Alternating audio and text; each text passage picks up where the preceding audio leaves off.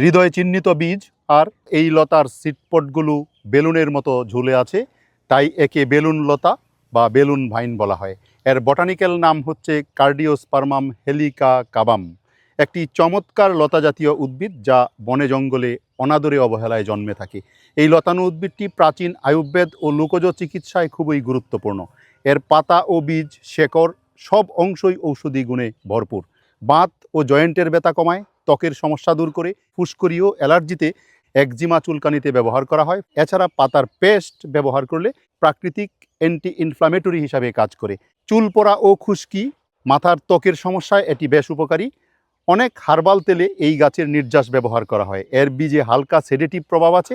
Gas, বদহজম ও পেটের অস্বস্তি কমাতে এর পাতার রস অত্যন্ত কার্যকরী। এই বীজের গায়ে আঁকা ছোট হার্ট যেন শব্দ ছাড়াই বলে দেয় হাজার অনুভূতির কথা। কত সুন্দর এবং নিখুঁত কারুকাজ, যা শুধু প্রকৃতিতেই পাওয়া সম্ভব।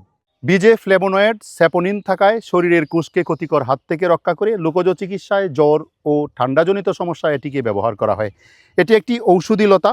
যেহেতু এটা ঔষধি গুণসম্পন্ন উদ্ভিদ, সুতরাং এটাকে ঔষধ হিসাবে কেউ ব্যবহার করতে হলে অবশ্যই চিকিৎসকের পরামর্শ নিয়ে করতে হবে।